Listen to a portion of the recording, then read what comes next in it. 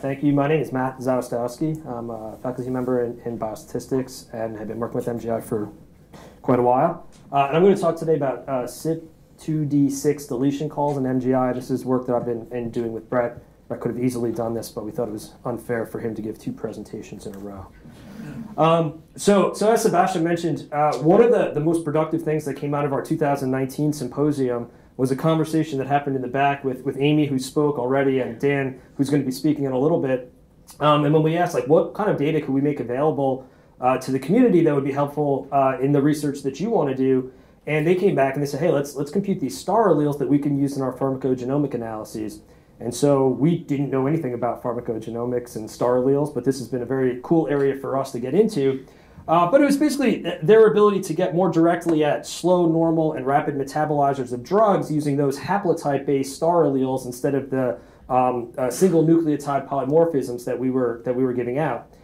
We compared notes with Amy and Dan, and we were able to get to a small subset of individuals that were in MGI, and they had gold standard clinical genotyping done for these star alleles, and we were able to compare how accurate we were doing. So we were using just a publicly available software called Stargazer, and we were doing quite well. So this table over here shows that. But there was one place that was kind of not so nice looking in our table, and it was this CYPD6 gene. And one of the major reasons that we were not doing as well there as we were in others was that there is quite a bit of structural variation that exists in that gene, and we were missing deletions. So here what I'm showing you is an example of what we're thinking of when we think of a deletion. So this is a star 1 allele, so this is the CYP2D7 gene, and then the CYP2D6 gene that sits next to it. One of the star alleles, called star 5, is a full deletion of that gene, and so you can see that somewhere in this repetitive region, the entire CYP2D6 gene is gone and the chromosomes fuse back together. And so it was events like this that we were missing. So when you're looking for structural variation, I mean, typically, ideally, what you'd want to be using is sequence data so that you can get at the breakpoints much better. When you have SNPs, all you have are, for example, these red dots that I'm showing right here.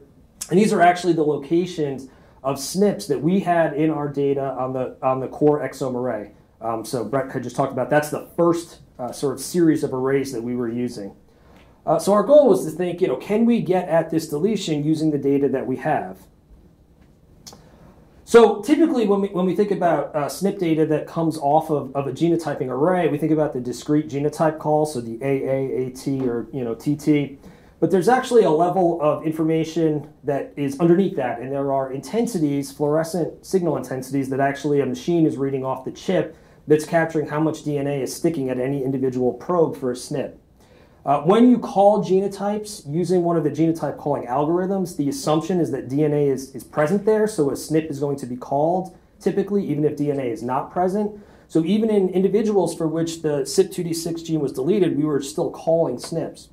But we thought, as others have thought before, so there's nothing truly novel here, we thought, okay, well, maybe if we go to that fluorescent signal intensity, we can use that information to be able to identify deletion carriers, with the hypothesis that people that have a deletion, they should show low intensity across DNA probes, right? Because no DNA to stick to the chip means you would have low intensity.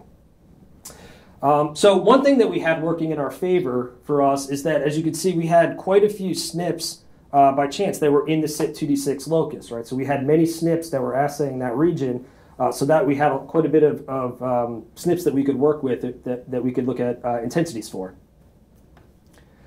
The other thing that sort of worked out for us is that we were able to track down some true positives that we were able to use to sort of train a model for what would the SNP intensities look like in a person who actually has the CYP2D6 gene deleted. So within our own data, as it turned out, one of the things Brett just mentioned is that the GSA chip actually is loaded up for pharmacogenomic variation, and it directly assays and tries to measure the CYP2D6 deletion. And so we have 328 samples that overlapped that in MGI that were measured both in GSA and the core exome array. So we know what the truth is for them. We ran them through a caller, through the GSA caller. We were able to identify 18 people that had a deletion. And then, as it turned out, we were a little bit lucky with this. Within HapMap, they actually used that same core exome array on a large set of individuals, 43 of whom were also whole genome sequenced, and from that whole genome sequence, we were able to identify 4 additional deletions there. So we had 14 individuals for whom we were confident they had a deletion, and we had what their signal would look like on the core exome array. And so, the goal here is to try to figure out for these 45,000 people who are only genotyped on the core exome array in MGI, what is their status? And so we've run these things through a variety of different machine learning algorithms, and these are our results. So we did a t-SNE analysis, which is just a machine learning visualization. And so what you can see, each dot here represents one of these 45,000 plus these folks and these folks, individuals, where they show up. And we noticed right away there was some really nice clustering. And when we revealed the samples for which we knew their true deletion status, what you could see is that these 3 clusters that broke off, we had the deletions contained in there. Within the bulk here, these were the people that had no CNV. And then actually, for some people, we knew that they had a duplication. And it's kind of encouraging that they sit all the way far away from the people that have the deletion. So if this is just a visualization, we used a support vector machine, which is a machine learning classifier, trained on those true positives and using the log R ratios from the 10 CYP2D6 SNPs. And we were able to, this is sort of the same picture, but now it's colored by what the classifier says. And not surprisingly, these clusters are predominantly classified as people that would be deletion carriers. So that was encouraging. And so, sort of like just trying to understand, did these results make sense? We had 3,114 carriers identified by the SVM.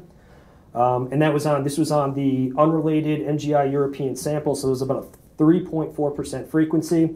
When you go look at, at what frequency does the star 5 allele, that is the deletion of the CYP2D6 gene, what frequency does that show up in other large data sets? So it's about 3.1 in, I don't know, what is this? I forget what that one is.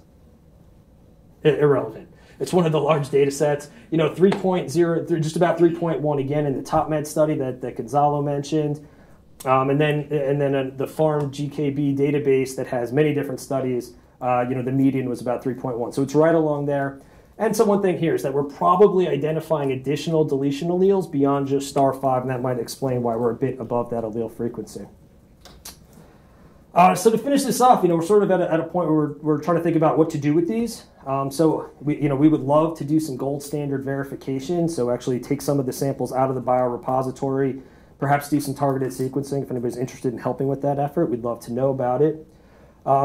If that's the ideal, the best thing we could do, something else that would be fantastic to do that we often do in statistical genetics is just sort of a proof of concept association analysis. What I've been stuck on here is, is there some outcome that somebody would have a suggestion on that we can run these deletion carriers against, that if we see a signal there would make us feel like, yeah, we're probably getting at the true deletion carriers. But our plan is to run this on the full MGI cohort and be able to distribute it with future freezes. And we're just sort of curious in who would be interested in receiving these CYP2D6 deletions.